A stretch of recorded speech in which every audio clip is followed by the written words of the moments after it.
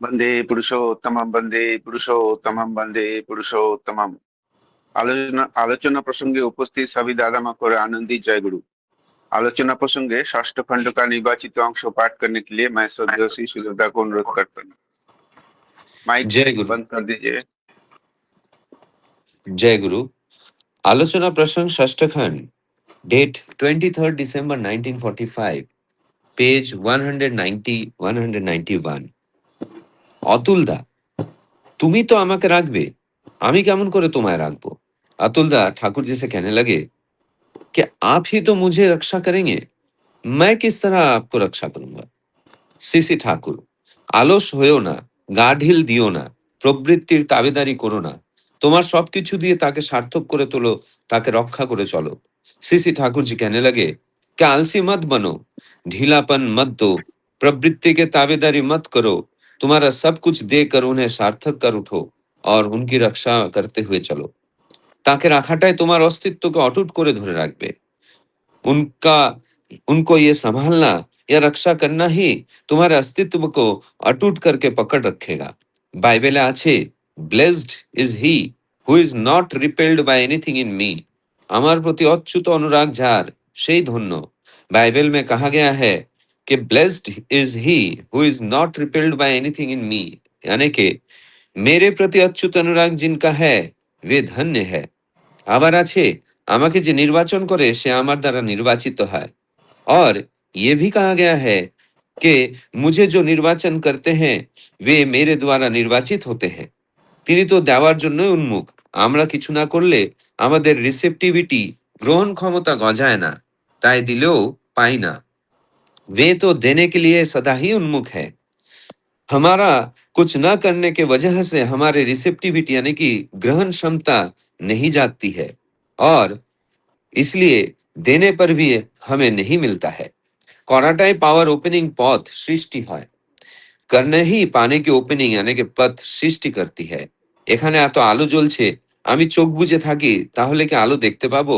यहाँ पर इतने सारे प्रकाश हो रहे हैं, लेकिन मैं अगर आंख बंद करके रखूं तो क्या मुझे ये प्रकाश दिखाई देगा? চোখটা অন্তত খুলতে হবে, কমসে কম আঁখো খুলনা হোগা। তিনি আমাদের যতই ভালোবাসুন না কেন, আমরা তার ভালোবাসা বোধ করতে পারবো না যদি আমরা তাকে ভালো না বাসি। वे हमें कितने भी प्रेम क्यों ना करे, हम सभी उनके प्रेम को तब तक अनुभव नहीं कर पाएंगे जब तक हम उन्हें प्रेम न करेंगे। অতুলদা কথা প্রসঙ্গে বললেন, মাছ মাংস খাওয়া ছেড়ে দেওয়ার পর আমার কর্মশক্তি দ্বিগুণ বেড়ে গেছে।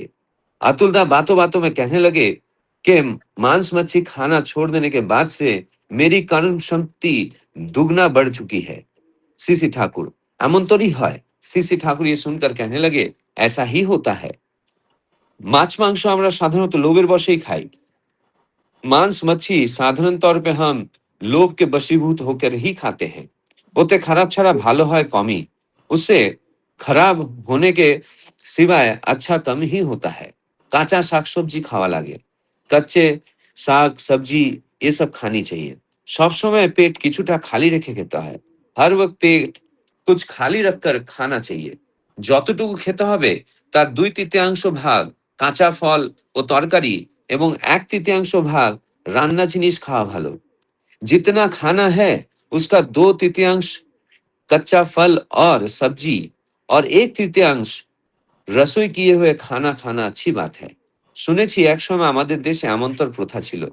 मैंने सुना है एक वक्त ऐसा था जब हमारे देश में ऐसी प्रथा प्रचलित थी। जय गुरु। जय गुरु। श्रद्धेय सुरदा बहुत सुंदर भाव से और स्पष्ट भाव से आलोचना प्रसंगों का निर्वाचित अंश पाठ किए हैं और उनको हिंदी में अनुवाद करके बताया है। उपस्थित सभी दादा माँ के तरफ से मैं सुरदा को बहुत बहुत धन्यवाद ज्ञापन करता हूँ। आज का जो विषय वस्तु है वो मैं संक्षेप में बताता हूँ।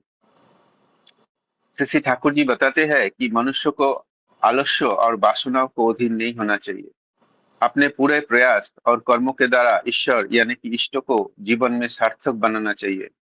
जब मनुष्य स्वयं प्रयास करते हैं तभी उसके भीतर ईश्वर की कृपा ग्रहण करने की क्षमता उत्पन्न होती है। एक उदाहरण देते हुए श्री ठाकुर जी कहे, जैसे प्रकाश को देखने के लिए आंखें खोलनी पड़ती है, वैसे ही ईश्वर को प्रेम को अनुभव करने के लिए मनुष्य को भी उनके प्रति प्रेम और समर्पण रखना आवश्यक है। दूसरे एक प्रसंग में जब अतुलदा बताते हैं कि मछली मांस छोड़ने के बाद उनकी कार्यशक्ति बहुत बढ़ गई है, तब श्री श्री ठाकुर जी कहते हैं कि मछली मांस प्रायशः लोभ वशत खाया जाता है और उससे लाभ कम ही होता है। स्वस्थ रहने के लिए कच्चे फल, सब्जियां अधिक और पकाया हुआ भोजन कम खाना चाहिए तथा भोजन करते समय पेट को थोड़ा खाली रखना अच्छा होता है। पहले भारत में ऐसे ही आहार प्रणाली प्रचलित थी। ये है आज का विषय वस्तु का सारांश। अभी इस विषय वस्तु के ऊपर आलोचना करने के लिए पहले मैं श्रद्धेय डॉक्टर सूरज अग्रवाल दा को अनुरोध करूंगा 10 मिनट आलोचना रखे। जय गुरु दादा। जय गुरु। आज का जो पाठ है और अतुलदा और सीसी ठाकुर जी के बीच में जो ये संवाद चल रहा है, जहाँ पे अतुलदा ये कहते हैं कि आप ही मुझे संभालेंगे, मैं आपको कैसे संभाल सकता हूँ। तो एक्चुअली अगर देखा जाए कि ये वाक्य जो है एक भक्त की सामान्य मानसिकता को दर्शाती है। क्योंकि भक्त हमेशा या तो अक्सर ये मानता है कि गुरु या ईश्वर जो हैं, वही सब कुछ करते हैं या करेंगे और उसे सिर्फ आश्रित रहना है, उनके गुरु के प्रति या तो उनके भगवान के प्रति। तो इसमें एक प्रकार की विनम्रता तो है, लेकिन इसके साथ-साथ इसमें एक अगर देखा जाए तो निष्क्रियता भी दिखाई देता है कि आप ही मुझे सँभालोगे तो मैं क्यों कुछ करूँ? मैं तो तुम्हारे आश्रित हूँ। तो सीसी ठाकुर जी जब उत्तर देते हैं तो उसमें मुझे कुछ ऐसे चीज़ें मुझे ऐसे लगा कि कुछ बातें ख़ास करके वो जोर देना चाहते हैं। तो मुझे ऐसा लगता है कि पहला जो वो बताना चाहते हैं वो है कर्म और ज़िम्मेदारी। तो सीसी ठाकुर इस बात को सुधारते हुए कहने लगे कि मनुष्य को कभी आलसी नहीं होना चाहिए और ना ही अपने जो ज़िम्मेदारी है उससे बचना चाहिए। और प्रवृत्ति के अष्टपाश में पढ़कर अगर मैं निष्क्रिय हो जाता हूँ या फिर मेरे कर्म से मैं विमुख हो जाता हूँ या फिर मेरे जो ज़िम्मेदारियाँ हैं उसे अगर मैं ठीक तरीके से पालन अगर नहीं करता हूँ, तो मैं उनको सार्थक नहीं कर पाऊँगा। मतलब खुद को उन पे सार्थक नहीं कर पाऊँगा या फिर उनका मैं रक्षा भी नहीं कर पाऊँगा। तो ये सोच लेना कि ईश्वर सब कुछ करेंगे या गुरु सब कुछ करेंगे, ये सही दृष्टिकोण नहीं है। क्योंकि मनुष्य को चाहिए कि वो अपने जीवन, अपना जो समय है, जो शक्ति है और कुछ चीज़ों को सुधारने की जो मतलब सामर्थ है, उसे काम पे लगा के वो अपने जीवन को सार्थक करे। तो जब एक व्यक्ति अपने कर्तव्य को पूरी निष्ठा के साथ निभाता है, तभी उसका जीवन जो है वो आध्यात्मिक रूप में वो सार्थक बनता है। क्योंकि आध्यात्मिकता हमें ये नहीं सिखाती है कि हम अलौकिक चीज़ों पे विश्वास करें कि मैं धूप अगरबत्ती दिखाते रहूँगा दिन भर तो मुझे मेरे जीवन अच्छा हो जाएगा। मुझे ऐसा लगता है कि आध्यात्मिकता के जैसा बड़ा विज्ञान और कुछ नहीं है। क्योंकि आध्यात्मिकता हमें ये सिखाती है कि जब हम करेंगे तो ही हम बनेंगे, जब बनेंगे तभी हमें कुछ मिलेगा। मतलब हम जीवन में तभी बचना-बढ़ना को सफल कर पाएँगे जब हम कर्म के द्वारा आध्यात्मिकता को हम जब फॉलो करेंगे। तो इसका अर्थ ये है कि भक्ति और कर्म ये दोनों का संतुलन बहुत आवश्यक है। मैं सिर्फ भक्ति करूँगा घर में बैठा हुआ और मैं कुछ करूँगा नहीं, ठाकुर जी का बुक पाठ करूँगा, लेकिन उन बातों को मैं अपने जीवन में, अपने कैरेक्टर में उतारूँगा नहीं, तो फिर इस भक्ति का कोई मतलब नहीं है। तो भक्ति बिना कर्म का कुछ नहीं है। भक्ति और कर्म ये दोनों ही हमें जीवन में आगे बढ़ाता है, सफलता प्राप्त करवाती है। दूसरा मुझे जो लगता है कि इस पर्टिकुलर बात में एक दिव्य संरक्षण जो है वो भी दिखाई देता है। क्योंकि इसमें कहा गया है कि इस पाठ में ये कहा गया है अगर मनुष्य ईश्वर के कार्य और आदर्श ये दोनों चीज को अगर अपने जीवन में स्थापित करता है तो ईश्वर भी उसके अस्तित्व और जीवन को रक्षा करता है, जो ठाकुर जी यहाँ पे बोले। बाइबल का जो यहाँ पे उदाहरण उन्होंने दिया। तो ये पर्टिकुलर चीज तभी हम समझ में आते हैं जब जब हमें ईश्वर की कृपा मिलती है तो हम तब बोलते अरे ये तो ठाकुर जी का दया है जो हो गया। लेकिन अगर थोड़ा-सा हम पीछे जाके सोचेंगे कि ठाकुर जी का ये कृपा या दया क्या ऐसे ही हुआ? मैंने कुछ तो ऐसा किया है जिसके वजह से ये कृपा या तो दया का पात्र मैं बना। तो मैंने क्या किया होगा? मैंने शायद से जो दिशा निर्देश मेरा आचार्य ने दिया है या फिर मेरे ठाकुर जी मुझे जो बता कर गए हैं, उसमें से शायद से कुछ एक जो चीज़ जो है, वो मैं कर रहा हूँ या तो किया हूँ। जिसके वजह से ईश्वर की कृपा या तो गुरु की कृपा जो है, वो मुझे मिला है। वेरी क्योंकि गुड, वेरी उनकी कृपा निष्क्रिय प्रतीक्षा करने से नहीं मिलती है, बल्कि मुझे ऐसा लगता है कि जब समर्पित कर्म और आंतरिक निष्ठा, ये दोनों चीज़ जब हमारे जीवन में हम फॉलो करते हैं, तब हमें कुछ ना कुछ प्राप्त होता है।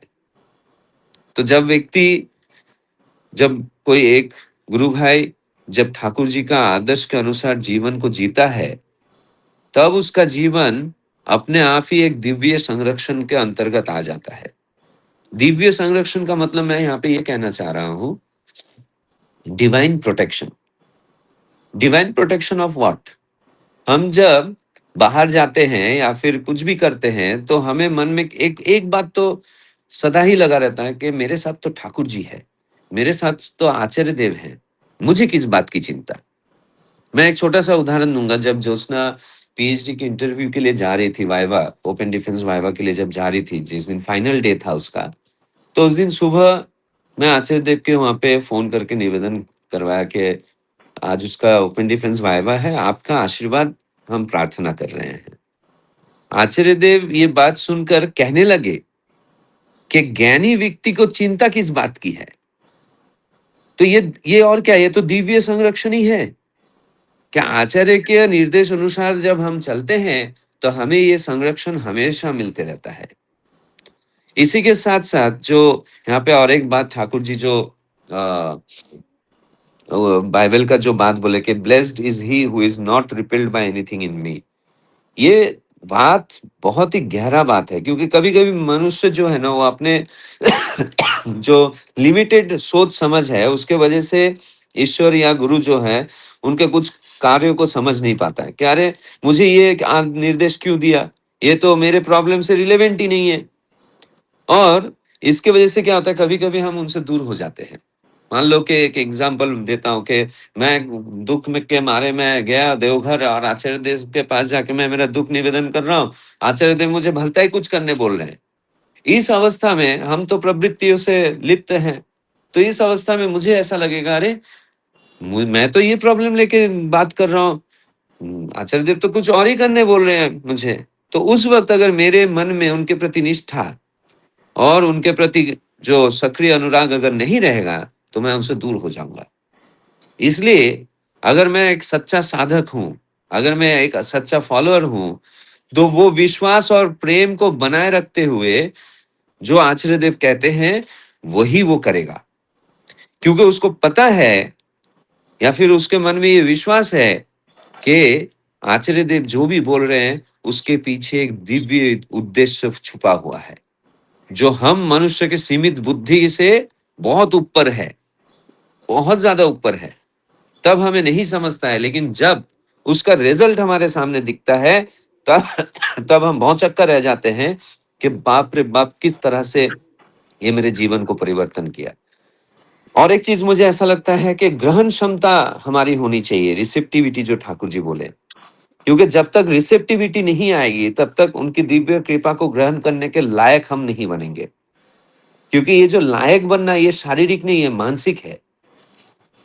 तो उनकी कृपा हमेशा तभी उपलब्धि होती है, जब हम ग्रहणक्षम होते हैं। क्योंकि इसका कारण ये है कि मनुष्य का मन के अंदर का जो भी अहंकार है, जो भी संदेह है या आलसीपना है या जो भी नकारात्मक विचार है, उससे भरा हुआ रहता है। लेकिन जब हम ग्रहणक्षम होते हैं, तो ये सारी बातें हम इग्नोर करके हम उनके बातों को, उनके दिशा निर्देश को मान के चलने की चेष्टा करते हैं। और इससे क्या होता है, मनुष्य का मन शुद्ध होता है, एक खुलापन आता है, हम ग्रहणशील हो उठते हैं और तब हमें उनकी कृपा समझ में आती है। और और मुझे ऐसा लगता है कि जब हम ऐसे जब हम उनकी भजना जब करते हैं, उसमें अगर प्रेम ना हो, वो भी प्रेम कौन सा? एक्टिव प्रेम जिसको कहते हैं। सक्रिय अनुराग अगर ना हो, तो मैं कितना भी प्रेम क्यों ना कर लूं, मैं उस प्रेम को अनुभव नहीं कर पाऊंगा, बिल्कुल नहीं कर पाऊंगा। कि वही बोलते हैं ना, सक्रिय अनुराग मतलब मैं अगर प्रेम करता हूं तो मुझे कुछ कर्म करना होगा, तो ही तो वो प्रेम जन्मेगा। तो इसलिए मनुष्य के भीतर जो प्रेम है, श्रद्धा है, जो समर्पण है, वो तब तक नहीं आता है जब तक मेरा प्रेम उनके प्रति एक एक्टिवनेस न लाए। तो मुझे ऐसा लगता है कि मैं मतलब यह जो लास्ट में ठाकुर जी कह रहे हैं कि वो कितना ही मुझे क्यों ना प्रेम कर दे, उससे कुछ फर्क तब तक नहीं पड़ेगा जब तक मैं उनको प्रेम नहीं करूंगा। मैं जितना उनको प्रेम करूंगा, उतना ही उनका प्रेम मेरे प्रति जो है उसे मैं समझने के काबिल बनूंगा। ये जो बात है, ये जो ठाकुर जी को एक्टिवली लव करते हैं, उनको ये हर एक पग पग में, जीवन के पग पग में उनकी कृपा, उनकी दया और उनका जो ये प्रेम है, ये समझ में आता है। और तब तब मुंह से ठाकुर जी के प्रति एक धन्यवाद निकलता है कि ठाकुर, मैं इतना अधम होने के बावजूद आपने मुझे इतना कृपा किया है जिसका पात्र भी मैं नहीं हूं। इसलिए ठाकुर जी बोलते हैं ना कि तुम एक कदम बढ़ाओ, मैं तुम्हारे लिए 10 कदम बढ़ाने के लिए तैयार हूं। बहुत सुंदर आज का पाठ था। मैं यहाँ पे मेरे वक्तव्य को विराम करता हूँ। जय गुरु। जय गुरु। श्रद्धा सुरदा बहुत सुंदर भाव से विषय वस्तु को आलोचना किए है। जैसे कि उन्होंने बताया है कि खाली भक्ति रहने से नहीं होगा, कर्म करना भी बहुत जरूरी है। एक सुंदर बात बोले दादा ने कि डिवाइन प्रोटेक्शन, दिव्य संरक्षण। जो आदमी भक्ति इष्टनिष्ठ होके, भक्तिनिष्ठ होके रहते हैं और कर्म करते हैं, डिवाइन प्रोटेक्शन उसका साथ ही रहता है। आचार्य देव भी यही बात बोले जब उन्होंने निवेदन किए थे। तो ये चीज हमें हमेशा ध्यान में रखना चाहिए कि हमको कर्म करना चाहिए, भक्ति करना चाहिए, तभी दिव्य प्रोटेक्शन हमारा साथ रहे, ऑटोमेटिक रहेगा। ऐसा नहीं कि हम जाके कुछ मांगेंगे, कुछ कर्म नहीं करेंगे और प्रोटेक्शन मांगेंगे, तो वो नहीं हो पाएगा। बहुत सुंदर रूप से दादा ने विषय वस्तु को आलोचना की है, सुंदर सुंदर एग्जाम्पल देके। अभी मैं आलोचना करने के लिए श्रद्धेय श्री गोविंद लोनकर दा, जो कि ठाकुर जी का सह प्रतिनिधिक है, चाकान महाराष्ट्र से, उनको अनुरोध करूंगा 10 मिनट आलोचना करने के लिए। जय गुरु दादा। जय गुरु सोमनाथ दा, जय गुरु। वंदे पुरुषोत्तम, वंदे पुरुषोत्तम, वंदे पुरुषोत्तम। सभी उपस्थित को मेरा हार्दिक जय गुरु, यथार्थ प्रणाम, प्रेम प्रीति भालोबासा। आज मेरे पहले हमारे आदरणीय डॉक्टर सरोजदा ने बहुत सुंदर भाव से स्टार्टिंग से जो आज विषय वस्तु को बंगाली और हिंदी अनुवाद वो हमेशा करते हैं, उनका एक वैशिष्ट्य है, बहुत सुंदर। और उनके बाद उनका आज का विषय पे भी उन्होंने अपना कुछ विचारधारा हमारे सामने रखा है, बहुत सुंदर। पता नहीं अभी डॉक्टर लोग है वो अच्छा बोलते ही रहे, लेकिन अपन मैं समझता, लेकिन जो भी हो, जब हमको कोई बोलते ही कि दादा कुछ ना कुछ बोलना जरूरी है। तो आज का विषय और 3-4 दिन से जो विषय चल रहा है, जात स्मर या आत्मा, वो जो सुंदर भाव से मैं सुन रहा था 3 दिन से, हमारे सभी माँ लोगों ने जो वक्ता थे उन्होंने बहुत सुंदर भाव से, और एक सीखने को मिलता है फिर परमपिता एक सामान्य आदमी के लिए कितना सोचते और कितना छोटी छोटी बातों में उन्होंने विश्लेषण और आलोचना प्रसंग के माध्यम से सुनने को हमको मिलता है, तो हम भी कुछ बनते हैं। तो ये आज का विषय में जो अतुलदा पूछते हैं कि तुम ही तो मुझे संभालोगे, मैं तुम्हें कैसे संभाल सकता हूँ। इसमें भी बहुत सुंदर ठाकुर जी ने बोले कि आलसी मत बनो, अपने को ढीला मत छोड़ो, प्रवृत्तियाँ के अधीन मत हो, अपनी सारी शक्तियाँ और सब कुछ लगाकर उन्हें सार्थक कर दो। तो ये जो है वो जो उन बोलते हैं ठाकुर जी, और ठाकुर जी का अब यही है कि और वो बाइबल का एक उदाहरण दिया है कि धन्य है वह जो मेरे कारण किसी बात से विचलित या विमुख नहीं होता, अर्थात जिसके भीतर मेरे प्रति अटूट अनुराग है वही धन्य है। वही अनुराग हमारे परम ठाकुर जी वही बोलते हैं कि अनुराग के साथ अगर ये और वो ये जो आगे ठाकुर जी बोलते हैं कि बाइबल में जो कहा है जो मुझे चुनता है वही मेरे द्वारा भी चुना जाता है। ये भी सत्य बात है कि हम अगर परमपिता का दीक्षा के माध्यम से जो स्वीकार करते हैं, दीक्षा का मतलब क्या है? गुरु शिष्य को आध्यात्मिक ज्ञान का शक्ति प्रदान करने की प्रक्रिया। तो ये दीक्षा का माध्यम जब मंत्र मिलता है और उसके माध्यम से आप ठीक ठीक तरह से जब करते हैं तो उन्होंने भी हमको ऐसा एक आश्वासन दिया है जब हम अच्छी तरह करते हैं, जैसे सूरज जी बोले कि हमको संपूर्ण भाव में समर्पित होना चाहिए। तो ये समर्पित होने का मतलब क्या है? हमारे परंपरा में श्री ठाकुर भगवान बोले है कि हे मानव तू क्यों डरता है, अविराम नाम ले, तुझे कोई चिंता नहीं है। मेरे ही डर से अग्नि प्रज्वलित होती है, सूर्य आलोक ताप देता है, इंद्र वायु मृत्यु अपना अपना कार्य करते हैं। मेरे शरणागत भक्त की छाया तक को स्पर्श करने की शक्ति किसी में नहीं है। अधिक क्या नित्य देहधारी भक्त का नाश मैं नहीं कर पाता। मेरा सुदर्शन चक्र सर्वदा भक्ति की रक्षा करता है, भक्त की रक्षा करता है। कोई बात न सुन, किसी के लिए मत सोच, निर्भय होकर उच्च कंठ से नाम ले, तेरा सब भार मैंने लिया है, डर मत डर मत। तो कितना इतना विश्वास उन्होंने दिया है कि इसलिए ही कि हमको आलसी नहीं बनना है। जो कुछ किया है वो अगर हम ठीक ठीक करते हैं तो ये भी मैं अनुभव कर रहा हूँ कि जो उन्होंने बोला है हम तो ठीक ठीक 100% तो नहीं है, लेकिन ठीक ठीक जो भी अगर हमको स्वीकार किया है और जब हमको करते तो अनुभूति आता है। परसों हमारी सूरजदा बोल रहे थे कि उनका माँ का जो अनुभूति बोल रहे थे कि जब वो माँ बोलती है कि मैं जब नाम में बैठती तो मेरे को वो आवाज़ देने को कुछ देर का वो समय देने के बाद तो ये क्या होता है? अगर हम नाम करने बैठे तो नींद आता है क्या? नींद अरे तो आधा घंटा हम नाम किया उसमें अगर नींद ही चला आया तो वो नाम का मतलब नहीं। लेकिन वो जो नाम मैं भी ये प्रैक्टिस करता हूँ और कर रहा हूँ तो अगर आधा पौना घंटा हम नाम करते बैठे रहते हैं, अगर उसमें नींद लगा तो वो नींद खुलने के बाद तो थोड़ा आलस आलस आएगा। लेकिन ये जो नाम हम करते हैं, मेरा तो प्रैक्टिकल ये है कि जब आधा पौन घंटा हम बैठते हैं और नाम करते बैठते हैं तो ऑटोमेटिकली उसमें एक अलग अलग एक अनुभूति और जब वो नाम हो के हम उठते तो एकदम फ्रेश लगता है कि यार बहुत अच्छा लगता है। ये जो करके करके होता है, ये अचानक तो नहीं होगा, लेकिन ये जो अनुभूति हमारे सूरजदा बोले अपना माँ का तो वो होता है। तो ऐसे करते करते अगर हम वो करेंगे तो आपको कुछ सोचने का भी जरूरत नहीं है। और ये निष्ठा जो बोलते हैं ना, ये महाराष्ट्र का जो मैं एक उदाहरण देना चाहता हूँ कि हमारे 3 पायरी बोलते हैं। महाराष्ट्र में ये प्रसिद्ध 3 पायरी, एक भक्त का पायरी बोले और सेवक का पायरी। जो शिवाजी महाराज के एक ऐसे शिष्य बोले जब एक ऐसे जो उनके एक इंजीनियर थे, फिरोजी इंदुलकर।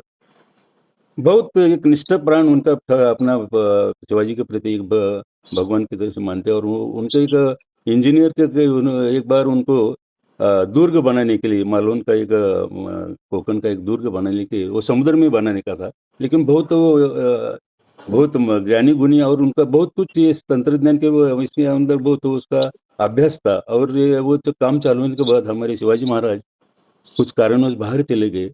तो बाहर जाने के बाद उनको जो बनाने के लिए सामग्री के लिए पैसा भी धन चाहिए था वो तो नहीं मिल रहा था।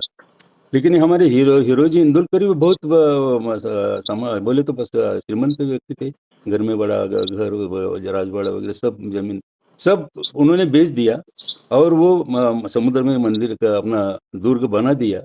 फिर शिवाजी महाराज कुछ दिन के बाद आए तो वो देखते तो शिवाजी महाराज चकित होते। तो बोलते इतना बहुत सुंदर हो गया। तो बाद में बोलते और एक हाँ तो शिवाजी महाराज बोलते मांगो आपको क्या मांगता है। अभी ये तो सब देने वाला समर्पित करने वाला हीरो इंदुलकर एक निष्ठावंत एक ये था। तो शिवाजी महाराज को बोलता है मैं एक आगे का भी मैं आपको मांगूंगा। तो शिवाजी महाराज बोले ठीक है। तो बाद में उनको फिर रायगढ़ में जो कोकण में ही बहुत बड़ा दुर्ग है ऊपर ऊंचाई में, तो उधर का उनको काम दिया जाता है कि रायगढ़ में आप ऐसा ही दुर्ग बनाओ। फिर रायगढ़ में उन्होंने भी उधर सुंदर सा रायगढ़ में दुर्ग बनाया, और फिर शिवाजी महाराज देखने को आए तो इतना सुंदर, तो फिर शिवाजी महाराज अभी बोलो, वो टाइम आप बोले थे कि मैं, तो उन्होंने एक ही बोला कि मेरे को कुछ नहीं मांगता है, मेरी एक ही इच्छा है, जो आप जो शिव जी का मंदिर इधर बनने वाला है, वहाँ जो स्टेप लगेगा, जो पायरी मराठी में बोलते हैं, जो पायरे लगेगा, वो दगड़ी का पायरी रहता है, वो उसको एक मेरा एक इच्छा है कि उसके में तो मजकूर जो कुछ विचार मेरा का है वो लिखने का है। तो आज महाराज बोले ठीक है, तो वही एक आज भी वो हम देखने को मिलता है, उसमें लिखा हुआ है तत्पर सेवेसाठी किरोजी इंदुलकर, इतना ही लिखा हुआ है। तो ये जो उनका जो तत्परता, ये जो समर्पण हमको देखने को मिलता है, वो आज भी हम अगर रायगढ़ में लेते तो वो जो दगड़ी पायरी उसमें लिखा हुआ है शिवाजी महाराज अपना शिव जी का जो मंदिर है उसमें पहला जो, तो इसका कारण है कि जब जब आप ये मंदिर में आएंगे तो वो पाव मेरे सिर पे लगेगा, और जो भी कोई भक्त लोग आता है ये मेरे को एक मेरा सौभाग्य प्राप्त होगा। तो ये देखो कितनी नम्रता, तो ये जो नम्रता हम देखते हैं, तो ये यही कारण हमको ये देख के ही हमको बनना है कि ठाकुर जी क्या चाहते हैं हमारे से, वही वही नम्रता चाहती है। और लोगों के साथ वो ऐसा रहने का जो ये हमारी इंदुलकर का जो बहुत ज्ञानी गुणी है, उसके बारे में बहुत कुछ, इतना टाइम नहीं हमारे पास। और एक जो पायरी, और दो पायरी जो पंढरपुर, इसमें भी डीप नहीं जाऊंगा, लेकिन पंढरपुर में जो हमारे पांडुरंग के जो महाराष्ट्र में जो साधु संत हुए सब जाति धर्म के थे, ऐसे एक चौका मेला करके एक महार दलित वर्ग के एक ठाकुर जी के भक्त थे, बहुत निष्ठावान, और ये हमेशा दलित होने के कारण उनको सब वो बाजू में दलित, वो टाइम तो दलित को बहुत नीचे दर्जा देते थे और अलग उनको रखते थे।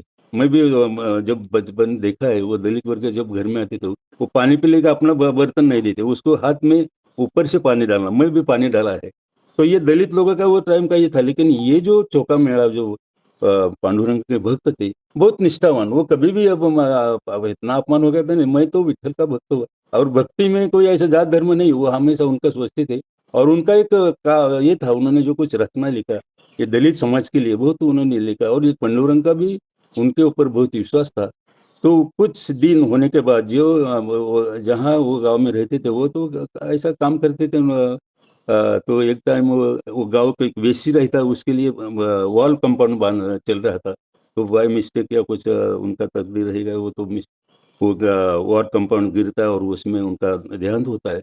लेकिन वो आगे देहांत होने के देखो ना, पंढरपुर पांडुरंग और वो जो डिस्टेंस था, वो नामदेव महाराज वो टाइम वो भी वो थे, तो हमारे पांडुरंग जी नामदेव जी बोलते जाओ वो चौका मेला का जो जहाँ ये होगा, और वहाँ जो उनका अस्थि है और वो लेके आने को बोल, तो नामदेव महाराज उनका अस्थि मैं कैसे पहचानूंगा, बहुत सारे लोगों का उधर अस्थि पड़ा रहेगा, तो वो टाइम वो भिंती करने कितना लोगों का जान गया होगा। तो बोले आप ऐसा करो, जब जाएंगे वहां वो एक एक हड्डी को लेके कान में लगाओ, उसमें एक विट्ठल विट्ठल विट्ठल करके ना ध्वनि आएगा, वो ऐसे जमा करके वो लेके आओ।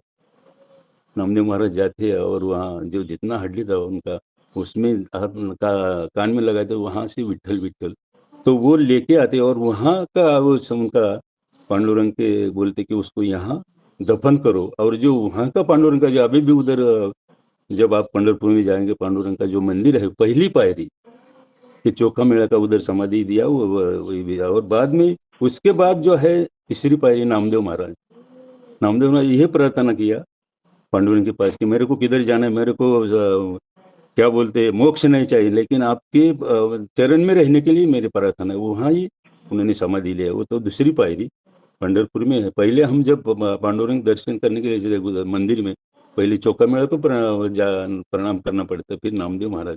ये जो मैं समझता हूँ कि ये जो समर्पण है तभी भगवान मिलेंगे ना, तो खुद भगवान अगर सोचते हैं हमारे लिए तो हमको उतना समर्पण करना चाहिए।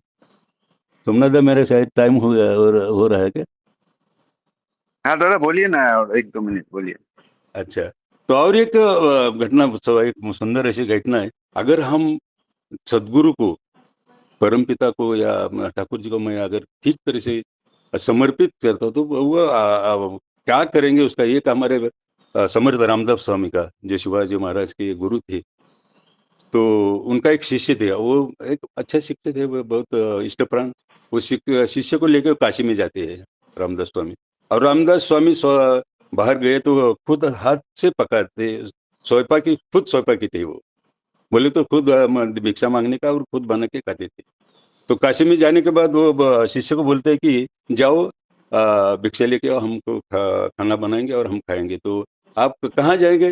काशी में एक बहुत बड़े ज्योतिष है, ज्योतिष आचार्य बोलते हैं, बहुत ज्ञानी गुणी जो ज्योतिष है, उसके घर में जाओ और वहाँ भिक्षा मांग। तो शिष्य बोले ठीक है, जाते हैं। और जो ज्योतिषी आचार्य उनके घर में जाते और बोलते भिक्षा का, दरवाजा का आवाज देते और बोलते भिक्षा। तो वो भिक्षा वगैरह देते हैं, लेकिन वो उनके तरफ देख के ऐसे एक संभ्रमित भाव से उनके तरफ देते हैं, और वो शिष्य बोलता आप क्या देख रहे हैं महाराज? तो बोले आप आज 3 बजे तक आपका जीवित है, बाद में 3 बजे के बाद अपना मृत्यु होने वाला। वो तो डर गया, अरे ये क्या भाई, किसके घर में मैं भिक्षा मांगने को आया? तो एक अचंभित जो ज्योतिषा भी, वो तो ज्ञानी को नहीं, उसको ज्योतिषी समझता रहेगा, उन्होंने बोल दिया ठीक है। वो भिक्षा लेके वो आया हमारे रामदास स्वामी के पास। तो गुरुदेव के पास आने के बाद रामदास स्वामी पूछते क्या होगा? भिक्षा तो मिला, लेकिन वो उन्होंने अलग मेरे को ये आशीर्वाद दिया। बोले क्या है? बोले वो कि बोले मैं 3 बजे तक, आज मेरा मूर्ति 3 बजे तक ही है, मैं मरने वाला हूँ। हमारे रामदास स्वामी बोलते तो वो 3 बजे ना, अभी क्या 8-9 बज गए, तो डोंट वरी, अब हम 3 बजे देखे जाएंगे। अब चलो हम खाना पीना बनाएंगे, खाना पीना बना के खाने के बाद थोड़ा विश्राम करने के लिए रामदास स्वामी जाते हैं और उनको बोलते मेरा पाँव दबाओ। लेकिन वो इतना उसका ध्यान नहीं ना, अभी 3 बजे तक बोले तो मेरा 2-3 घंटे में मैं जाने वाला, उसका ध्यान उधर ही है। रामदास स्वामी बोलते क्या वो से सोच रहे हैं? बोले मैं 3 बजे, बोला 3 बजे का अभी 2-3 घंटा है, डोंट वरी, तो करो, मेरा पाँव दबाओ जरा। तो पाँव दबाते दबाते 3 बज गया, 4 बज गए, 5:30 हो गए, तो एकदम हो गए। तो ये आश्चर्यचकित, बोला क्या हो गया? मैं बोला था ना आपको चिंता करने का, 3 बजे देखा जाएगा। तो बोला अभी ऐसा करो, अभी शाम के लिए वो ज्योतिष के पास ही जाओ और भिक्षा लेकर। फिर ये शिष्य वहाँ जाता है और वहाँ बोलता है, तो ये वो जो ज्योतिषी आचार्य तो देखते ही बैठ रहा है, अरे इसको तो मैं बोला था, मेरा आज तक मेरा भविष्य झूठा नहीं हुआ, यह कैसा हो गया? तो उनको पूछते आप जीवित कैसे? तो मेरे सदगुरु है। उन्होंने बोला भिक्षा लेके, मैं भिक्षा मांगने के आया हूँ, अभी अभी बोला कि अभी भिक्षा लेके आओ। तो बोला यही कारण है, बोला मेरा भविष्य जो झूठ नहीं, लेकिन आपका ऊपर जिसका, आपका सिर पे जिसका हाथ है, वो तो गुरु है। तो गुरु ब्रह्मा, गुरु साक्षात परब्रह्म है। तो आपका जो मरण था, लेकिन उनके वास्ते आप आपका जीवित रह गए। तो यही होता है अगर हम सदगुरु को समर्पित होकर चलते हैं। ये लगता है सिंपल, बल्कि सिंपल नहीं है, गुरु का इतना ताकत है। तो अब वो हमेशा बोलते थे ना 3 बजे देखा जाएगा। ये जो शाश्वती है, ये जो समर्पण हम जो शिष्य गुरु का जो हम देखते हैं, गुरु शिष्य परंपरा यही है। तो बहुत सारी बातें हैं, बहुत सारे सिद्धांत है, ये सोच के।